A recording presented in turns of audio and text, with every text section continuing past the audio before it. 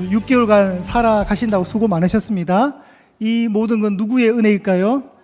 하나님의 은혜입니다. 하나님의 은혜. 우리 지난번에 우리 전영숙 전도사님하고 제가 잠깐 얘기할 기회가 있었는데, 전도사님 그 고향 마을이신 것 같아요. 그 교회 다니시는 어떤 어르신이 무거운 짐을 들고 가다가 전도사님 오빠 되시는 분이 그 짐을 좀 들어주셨어요. 그 짐을 이래 들어주셨대요. 그러니까 이제 그 혜택을 받았던 그 교회 다니신 분이 아이고 하나님 감사합니다 이랬대요. 그러니까 오빠 되시는 분이 아마 교회를 안 다니시는 것 같아요.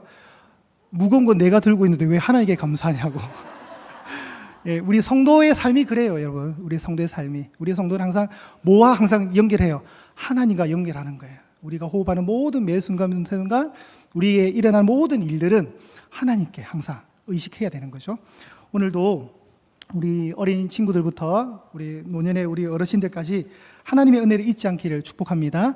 이 은혜는 일상이라는 시간 속에서 누적되는 겁니다. 그냥 큰 거 한 방에 오는 게 아니라 소소한 일상들의 시간이 쌓여서 채워지는 거예요. 그래서 오늘 설교 제목도 일상의 은혜라고 정해 보았습니다. 하나님은 우리에게 은혜를 주시는 분이십니다. 그죠? 이 은혜를 받은 우리는 항상 그에 대한 반응으로 항상 입술로 뭘 하는 겁니까? 감사를 하는 겁니다. 감사. 천국에는 감사가 넘치는 곳일 겁니다. 그죠? 그러나 지옥에는 감사라는 말이 있을까요? 없을까요? 지옥에는 아마 없을 겁니다. 천국에는 투덜투덜하는 불평과 불만이란 단어가 없을 겁니다. 그죠? 왜 그러냐면 천국과 어울리지 않는 단어이기 때문에 그렇습니다. 대신 지옥에는 불평과 원망과 의심과 시기와 질투라는 안 좋은 말들은 다 있을 것입니다. 천국에는 감사, 화평, 거룩 이런 아름다운 언어들만 존재할 것입니다. 그런데 사랑과 화평, 거룩, 감사라는 이 단어가 지옥에 가는 순간부터 없어집니다. 그러니까 여러분 정말 천국에 관한 사모함이 있다면, 그 은혜의 확신이 있다면 항상 성도된 우리는 감사를 해야 되는 겁니다. 자, 우리 옆에 분에게 이렇게 권면합니다. 감사하고 사십시오. 감사하고 사십시오. 그런데 이 감사는 훈련이 되어야 돼요, 여러분. 사실 훈련이 되어야 돼요. 얼마 전에 주성준 사님이랑 저하고 이래 점심을 먹으러 갔는데, 저희가 밥을 막 먹고 있는데 초딩 6학년 아니면 중학교 1학년 정도 되는 건장한 아이들, 사내 아이들 4명이 딱 저희들 옆 테이블에 딱 앉더라고요. 근데 이 녀석들이 얘기를 하는데 전부 다 말 속에 뭐가 튀나 항상 욕이 섞여 있어요. 그래서 저는 덩치가 작으니까 시비를 걸면 안 될 것 같아서 가만히 있었는데, 우리 주성준 사님이 키가 1m 85 정도 되니까 덩치가 되잖아요. 그러니까 이 아이들 딱 보면서 울그락불그락 하는 거예요. 불편한 거예요. 왜 그럴까요? 저 아이들 입술에서 저런 부정적이고 욕설이 나오는 것 자체가 참 이게 좋지가 않는 거예요. 그냥 불편한 거예요, 우리 스스로가. 근데 만약에 여러분 천국이 그런 곳이면 어떡하겠어요? 만약에 교회가 그렇다면 어떡하겠어요? 하나님 정말 싫어하실 거예요. 그죠?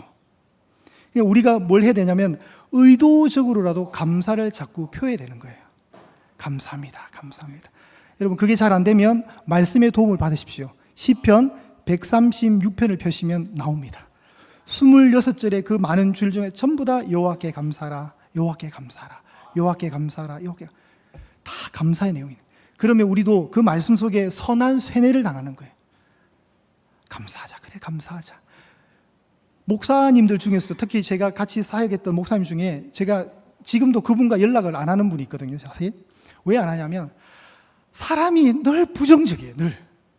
그러니까 자꾸 옆에서 이렇게 듣고 있으면 제가 너무 힘들어요. 그냥 뭐가 그래, 사회 불만도 많고 신앙에 불만 많고 교회도 불만이 많은지 그 불평하는 소리를 제가 밑에 후임이니까 이제 제가 만만하니까 계속 하는데, 옆에 있으면 어떤 생각?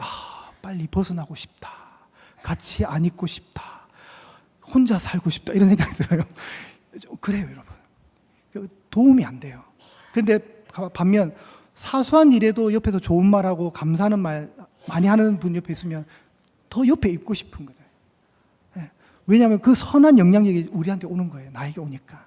같이 있으면 좋게 오염이 되는 거예요. 전염이 되는 거예요.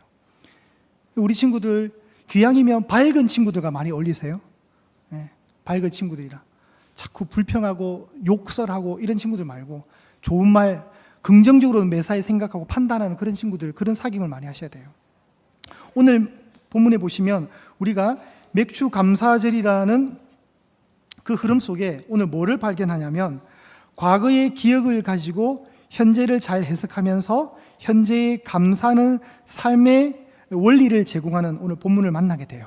자, 첫 번째 우리 오늘 본문인 26장의 5절에 보시면 모세가 세 편의 설교를 하는 이 신명기 속에 이스라엘 백성들에게 요청을 하는 사항입니다. 너는 이스라엘 공동체예요. 또 내 하나님 여호와 앞에 아뢰기를, 이 말을 지금 모세가 하는 거예요. 하나님께 뭐라고 얘기되냐면 이스라엘 백성들은 내 조상은 방랑을 하던 아람 사람으로서 애굽에 내려갔었습니다. 거기에 내려갔을 때는 우리가 적은 숫자였습니다. 그런데 거류하는 동안 하나님이 크고 강하게 번성한 민족으로 만들어 주셨습니다. 이게 출애굽의 이야기예요. 이런 추억을 가진 것을 고백하라는 거예요. 이스라엘 공동체 너희들은 하나님 앞에 가서 하나님, 우리가 방랑하던 민족이었습니다. 이 말이 뭐냐면 원래 이스라엘 민족들은 땅이 없던 나라였어요. 땅이 없던 민족이었어요. 땅이 없었어요. 그런데 하나님이 애굽에 잠깐 머물게 하셔서 애굽이라는 인큐베이터 안에 이스라엘 백성들을 딱 담으셔가지고 75명을 60만으로 만드신 거예요. 그 60만은 남자만 그래요. 남자만. 20세에서 50세에 전쟁에 나갈 수 있는 건장한 남성들만 60만 명이에요. 그러면 뭐가 빠졌어요? 어르신들, 여인들, 아이들이 빠졌잖아요. 그러면 그 인구가 가족도 아니니까 60만이지만 확대해서 가면 200만도 되는 거예요. 그러니까 75명이 애굽에 내려갔는데 200만이 되셔요. 200만을 하나님 만드신 거예요. 그러니까 적은 숫자가 애굽에 갔지만 크고 강하고 번성한 민족이 되었다는 거예요. 누가 하신 거예요? 여기 이스라엘 백성이 한 건 하나도 없어요. 하나님이 그렇게 하신 거예요. 그런데 요셉을 모르던 엉뚱한 왕조가 하나 만들어져요. 외부에서 들어온. 그러니까 왕조가 이어가야 되는데 그 왕조를 멸망시키고 엉뚱한 세력이 들어와서 왕이 된 거예요. 국가가 새롭게 그 바튼을 이어받은 거예요. 요셉이라는 위대한 총리를 모르던 엉뚱한 생뚱맞은 새 왕이 와서 이제 거대한 200만의 이 민족을 보니까 핍박을 가는 거예요. 이렇게 놔뒀다간 우리가 위태롭겠다 해서 그대로 두지 않고 핍박을 갑니다. 자, 어떻게 해요? 6절에 보시면 그 애굽 사람이 이스라엘을 학대했고 괴롭혔고 무거운 노동일을 시켰어요. 무려 430년간 애굽 생활 속에 400년간을 어떻게 합니까? 고통 속에 밀어넣은 거예요. 그러니 이스라엘 백성들 어떻게 할 수 있습니까? 하늘의 하나님께 도움을 구하는 거죠. 7절에 보시면 우리가 우리 조상의 하나님 여호와께 뭐 했다고요? 부르짖었대요. 하나님 이 고통을 보시옵소서, 이거예요. 그 고통의 부르짖음을 여호와 하나님이 이제 들으시는 거예요. 우리 음성을 들으시고 우리의 고통과 신고와 압제를 하나님이 보시면서 하나님이 어떻게 해주셨냐면 그 애굽에서 끄집어내신 거예요. 그걸 출애굽이라 그러죠. 어떻게 끄집어내셨습니까? 하나님의 강한 손과 표심팔과 큰 위엄과 이적과 기사를 통해서 10가지 재앙을 통해서 애굽을 박살내버렸어요. 오늘 오예배 설교도 애굽의 이제 10번째 재앙 이야기예요. 하나님이 10가지 재앙, 10가지 이적을 통해서 이스라엘 편에서는 10가지 이적이고 애굽 쪽에서는 10가지 재앙이었어요. 10가지 심판이었어요. 그 10가지를 통해서 하나님이 어떤 분이신가를 모세에게, 이스라엘 백성들에게, 바로 왕에게, 애굽 민족에게 보여주신 거예요. 내가 이런 신이다. 하나님 됨을 보여주셨어요. 그런데 결국 하나님이 애굽에서 끄집어내셨어요. 우리를 애굽에서 인도하여 내셨대요. 그리고 이제 애굽에서 인도해 내신 하나님은 어딘가로 보내셔야죠. 끄집어냈으니까. 어디로 보냅니까? 아브람과 이삭과 야곱에게 그토록 약속하셨던 그 땅, 가나안 약속의 땅, 젖과 꿀이 흐르는 그 땅으로 보내신 거예요. 자, 그 땅을 무상으로 받았습니다. 이스라엘 백성들은. 원래 자기네들 땅이 아니었어요. 그런데 무상으로 받았습니다. 정복을 통해서 무상으로 받았습니다. 땅을 선물로 받았죠. 이제 뭘 해야 됩니까? 농사를 시작해야죠. 농사를 시작하고 시간이 지나니까 이 토지에서 곡식들, 결과물들이, 열매들이 나왔던 거예요. 그 열매가 제일 먼저 나온 열매를 10절에 만물, 우리로 번역하면 첫 열매가 뿌려졌던 거예요. 첫 열매를 획득하게 되었던 거예요. 첫 열매가 보였어요. 그러면 이 첫 열매를 어떻게 해야 하는지를 성경이 알려주는 겁니다.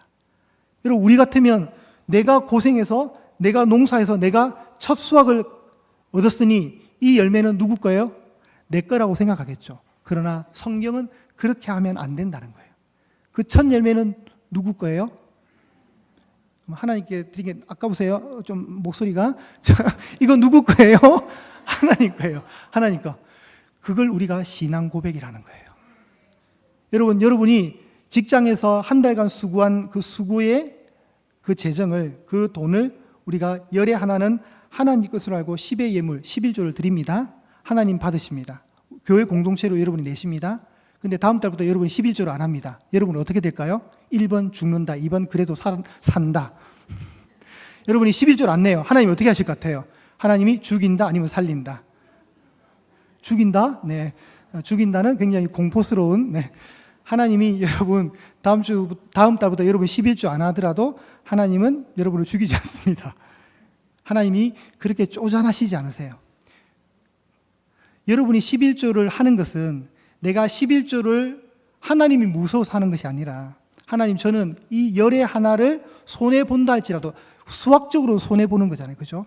열의 하나를 손해보고 90%의 재정으로 살아간다 할지라도 저는 상관없습니다라는 신앙 고백이 11조의 자세예요. 내가 이걸 하면 다음 달에 더 보너스가 오르고 연말에 가면 연봉이 오르겠지라는 그런 기복적인 게 아니라, 하나님과 돈 사이에서 저는 하나님을 선택하겠습니다.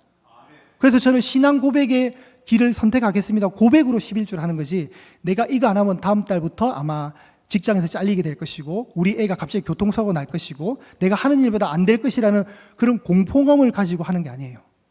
신앙의 고백을 담는 거예요. 그래서 그렇다고 다음 주부터 갑자기 11조를 여러분 이상하게 하라는 거 아니에요.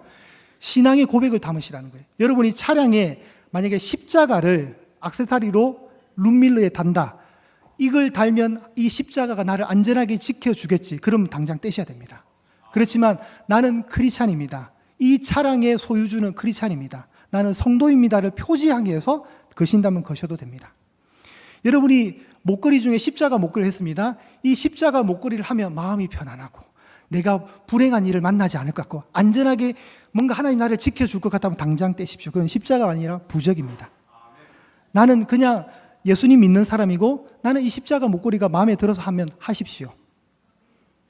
그렇지만 이 목걸이를 하고 안 하고에 따라 내가 불안하고 증세가 온다, 공황장애 같은 우울증이 온다 이러면 그건 부적으로 쓰시는 거예요. 그런 게 목적이 아니에요. 오늘도 땅의 소산의 첫 만물을 하나님께 가져옵니다. 이 가져오는 행위는 이걸 안 가져오면 하나님 나를 죽일 것 같다는 공포감에서 가져오는 게 아니라 신앙의 고백으로 오는 겁니다. 신앙의 고백으로. 10절입니다. 여호와여, 이제 내가 주께서 내게 주신 토지 소산의 첫 열매를 가져왔습니다.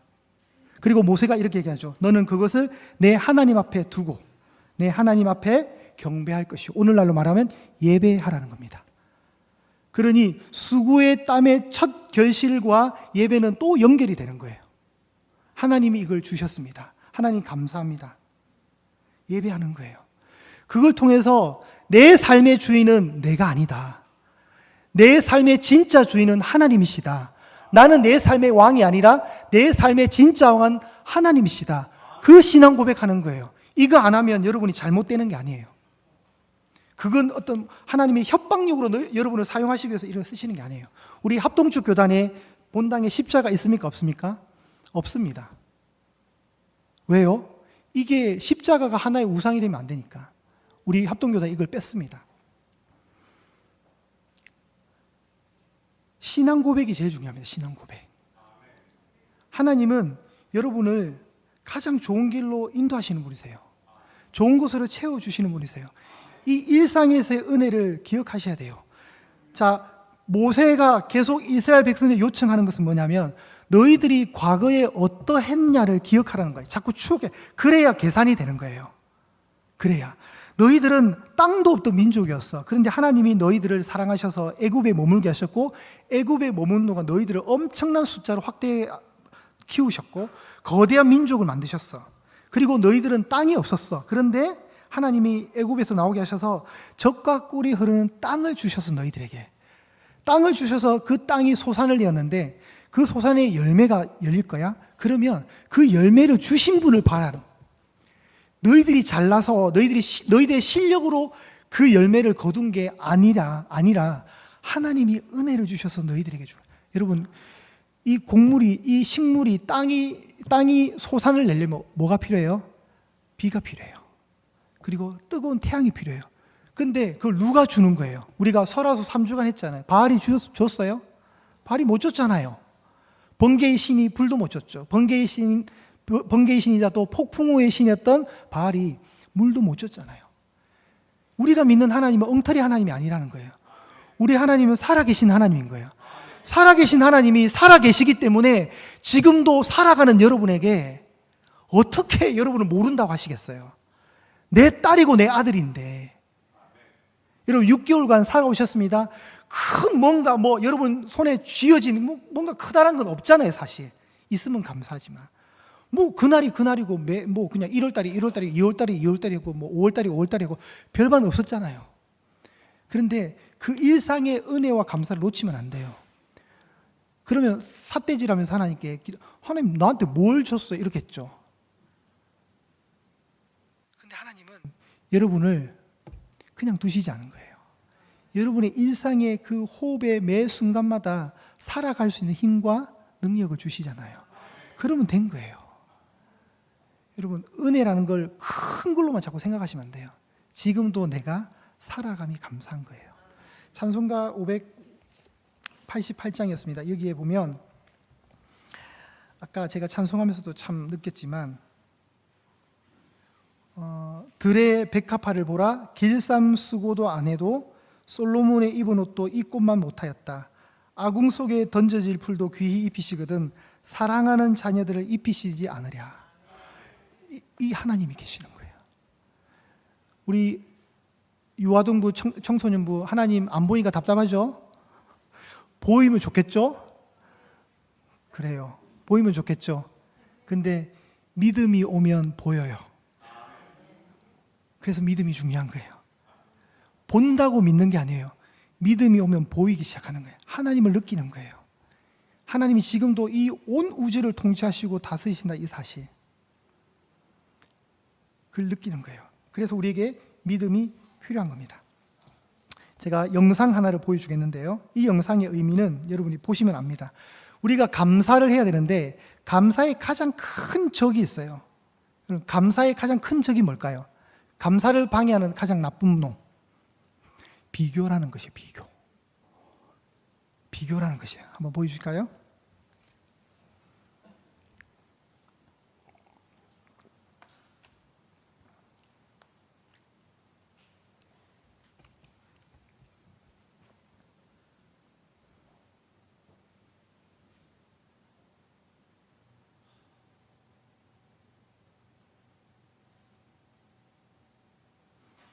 목사님 소리가 안 나, 소리 안 나오는 영상이에요, 여러분. 자, 이해하셨어요? 뭔지? 아까 제가 1부 때 한번 해봤는데 1부 때 약간 형광등처럼 반응하시는 분이 좀 계셨어요. 형광등처럼 한 번만 더 보여드릴게요. 자, 한 번만 더. 자, 두 사람이 우물에서 물을 기르죠. 자, 열심히 기르고 있는데, 자, 여러분 기준으로 왼쪽 편의 사람이 먼저 물을 받고 갔어요. 오른쪽의 사람이 이걸 보고 왜 내 건 안 나오지 하면서 조금만 더 하면 되는데, 그죠? 요 그림 살짝 더 백해서 좀 보여주실래요? 살짝만 뒤로 해서 물이 거의 찼잖아요. 자, 여기서 조금만 더 하면 나오는 거예요. 조금만 더 하면 나오는데 옆에 사람이 먼저 물을 얻어버렸어, 그죠? 그러니까 내 거는 뭐지 이러면서 옆에 가면 잘 되겠다 싶어서 옆으로 간 거예요. 이게 전문용어로 뭐라 하죠? 바보라고 그래요. 바보. 예. 비교하면 저래 되는 거예요. 비교하면 그냥 여러분의 일상을 묵묵히 살아가시면 돼요. 그러면 하나님이 때를 따라 조금만 더 견디면 저 물을 얻을 수 있는데 그걸 못 견뎠잖아요. 조금만 더 견디면 되는 거예요. 비교하시면 안 돼요. 내 거에만 잘 집중하십시오, 여러분. 아시겠죠? 옆에 분 보실 때는 축복하실 때만 보시고 옆에 분하고 비교하지 마세요. 오늘 좀 더 비싼, 나보다 좀 더 비싼 옷을 입었네. 옆에 귀걸이 되게 예쁘네. 화장이 뭐지? 이 화장품은 이러면서 막 그런 거 비교하지 마세요. 그러면 자꾸 내가 불쌍해져요. 내가 초라해진단 말이에요. 그게 하나님 원하시는 길이 아니잖아요. 그죠? 여러분, 감사를 놓치시면 안 돼요. 오늘 이 첫 열매를 주신 분이 누구냐? 우리가 그걸 잊으면 안 돼요. 이게 맥추절의 의미예요. 하나님 앞에 모든 주권이 하나님께 있음을 그 영광을 주님 앞에 올려드리는 거예요. 비교하지 마시고. 마지막 한 개만 얘기하겠습니다. 최근에 우리 청년부에 형제님이 직장을 다니게 되었고 첫 월급을 하나님께 드렸습니다. 서모 집안의 모영덕군이라고 우리 형제님이 열심히 일을 해서 어쨌든 직장의 첫 열매였잖아요. 그 열매를 교회에 헌금을 했어요. 제가 너무 뿌듯했어요. 우리 유초등부 그렇게 해야 돼요. 유아동부, 우리 청소년부 그렇게 해야 돼요. 왜냐하면 한 달 늦게 취업했다 생각하면 되잖아요. 그죠? 한 달 늦게. 근데 우리 이 친구가 헌금을 했는데 헌금하는 목적이 내가 이걸 하면 이제 하나님이 내 연봉도 더 올려줄 거고 나에게 더 큰 돈을 주실 거야. 이러면 안 된다 그랬죠. 제가 신앙 고백으로 하는 거예요. 신앙 고백으로. 내가 연봉이 더 떨어져도 좋고 다음 달 월급이 안 나와도 좋아도 그래도 한다면 그건 신앙 고백인 거예요. 주일날 우리가 장사를 하지 않는 것이 보통 우리 한국교회 정서입니다. 그죠? 왜 주일날 장사하면 안 됩니까? 하나님께 집중하겠다는 신앙 고백이에요. 그러면 그 장사를 안 하신 분이 옛날에 우리 부흥사님들 그런 말씀 많이 하셨잖아요. 주일날 주일 성수 제대로 하면 가게 문 닫으면 하나님이 어떻게 한다고요? 토요일 밤이라든가 월요일 날 더 손님 많이 보내준다. 여러분 손님 안 보내줄 수도 있습니다. 네. 그러다가 쫄딱 망할 수도 있어요. 그래도 하는 거예요. 하나님 저 망해도 좋습니다. 그래도 저는 돈이 중요한 것이 아니라 물질이 제 인생의 왕이 아니라 하나님이 제 삶의 왕이십니다. 그걸 선택하면서 하는 게 그 각오를 하고 신앙 고백을 하는 게 신앙생활인 거예요. 이걸 하면 하나님이 더 주시겠지. 안 주실 수도 있습니다. 여러분 주실 수도 있지만 준다는 보장은 없어요. 사실은 신앙 고백이 더 중요한 거예요. 근데 저는 우리 서모 가정의 모 영덕군은 잘 됐으면 좋겠어요. 담임 목사로서 정말 축복하고 싶습니다. 그냥 하늘에 복이 막 쏟아졌으면 좋겠어요. 막 연말에 연봉 오르기를 축복합니다. 너무 잘 됐으면 좋겠어요. 저는 딴 거 필요, 이건 제 신앙 고백이니까 여러분 상관하지 마시고 이거 정말 담임 목사로 하나님 너무 이쁜 거예요. 정말 제 마음에 요새 이런 청년이 있을까 할 정도로 너무 예쁜 거예요. 도전합니다. 우리 청소년부 첫 월급 타면 하나님께 절대 아멘 안 하잖아요. 그죠?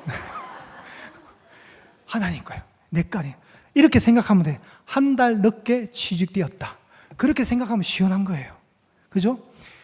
그게 멋있는 성도예요, 성도. 여러분, 우리가 그렇게 멋있게 살아갑시다. 하나님이 여러분을 결코 모른다, 안 한다는 사실을 아시면 좋겠습니다.